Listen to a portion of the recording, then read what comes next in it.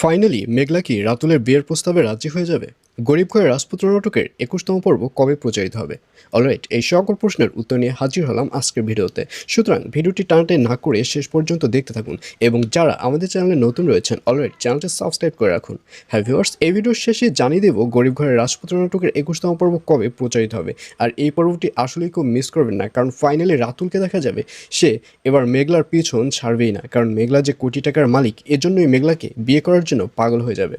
মেঘলার যে ঘর রয়েছে, ঘরের সামনে ওয়েট করবে মেঘলার জন্য, কিন্তু মেঘলা কিছুতেই এই বিয়েতে রাজি হবে না। মেঘলাকে দেখা যাবে রাতুল যতই তাদের বাড়িতে আসুক না কেন, যতই মেঘলাকে ডিস্টার্ব করুক না কেন, মেঘলা অলওয়েজ রাতুলকে ইগনোর করবে। সে তার জীবনে অনিক ছাড়া আর কাউকেই চিন্তা করছে না।